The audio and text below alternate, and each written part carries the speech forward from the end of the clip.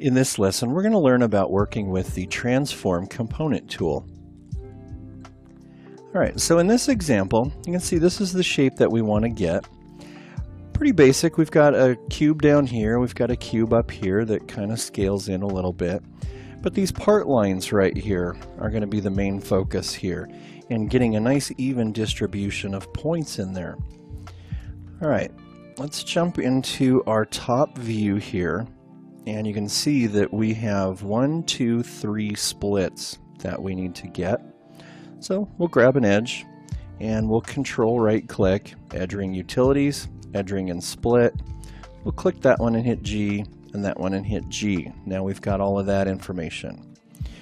We do have a split right here that we're going to need, and another one right here, and then we can just extrude this piece straight up. Alright, so for this one, I'm going to go ahead and click on that, and once again we're going to control right click and go to there. But for this one, we'll jump over to our node for this, and we have a couple of different things that we can adjust on this. Right now the split type is set to relative. If I click on that and go to multi, then it's going to give us a couple of splits here. And we can go to the divisions and change this and get as many divisions as we want in there. So that's a really nice way to add multiple ones at the same time. Now I'm going to grab my scale tool and I'm going to pull this out a little bit. We want to just get this same basic idea here. It looks like it's about 2.5 grid units. So we'll scale that to about 2.5 grid units right about there. Alright, now we have all the information that we need to create this object. So let's grab this face right here, all these faces, and we're going to go to Edit Mesh, and we'll extrude those straight up. And I think I'll just hold down the V and snap that to that point right there. Alright, now we can grab these faces. We'll hit G to extrude again, and for this one I'll go ahead and hold V and middle mouse wiggle over that one right there. We can check this in our side view, and it looks like I moved that down a little bit, so that's fine. We'll just pull it back up, and we'll grab our scale tool and we'll scale this in to match. Alright, that looks good. Alright, so in order to get these little part lines, what we're going to do is we're going to grab these edges where those part lines are, and we're going to do a bevel on those. So I'll go to Edit Mesh, and I'll go up to Bevel. I'll go to our bevel node, and we'll go ahead and add 2 segments in there, so we can have one for the dip that goes in, and then one for it goes out. So we'll need 1, 2, 3 points right there. So that'll work well. Let's change our fraction down to maybe about 0.2. That looks pretty close. Maybe 0.1. Alright, let's look at that over here. And it does look a little bit small. Let's try 0.15. Alright, that works good. So now we've got all the information that we need, but we do need to move these in. Now the problem that we have here is if we grab all of these and we try to scale these in, you can see that it pulls those ones in. This one's okay, but it pulls those ones in as well. So this isn't going to work out for us. We need something that we can utilize to move all of these in basically on their normal all at the same time. So we're going to find that under Edit Mesh, Transform Components. And you see we get this manipulator that comes up.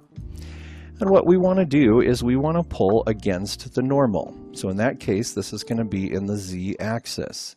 Now if I grab this and I push in, you can see that it actually goes right against the normal, and all of them go equally.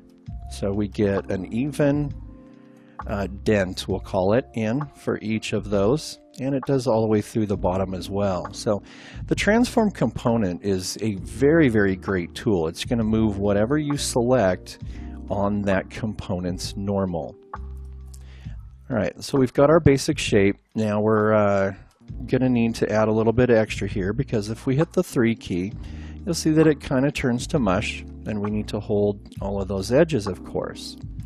So let's go in and we'll double click on all of the edges that we want to hold. All right, so we've got all of those. We're going to need all of those. And actually, now that I'm looking at it, I think we're pretty much going to bevel this entire thing. We're going to need one to hold that, of course. Going to need our corners, and yes, that is actually the case. We could have just grabbed every one on here. The only extras that we're going to end up with here are the ones down on the bottom. So you can see this is going to be an extra one coming up to there, but everything else we actually need a bevel on. So in this particular case, we could try, let's see what happens. Let's deselect those. So now we have just the ones that we need. And let's go ahead and do a bevel on this. And we'll do 2 segments.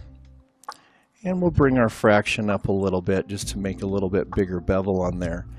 And in this case, you can see that it didn't really matter if we had this one selected or not. We still get nice clean geometry right here. So in this particular case, it would have been better not to select those. Everything else looks good here. Let's go ahead and hit the 3 key. And there we go. Nice clean object. So in this lesson, we learned how we can use the Transform Component tool to move objects or components against their normal and to move them equally across the entire surface. See you in the next lesson.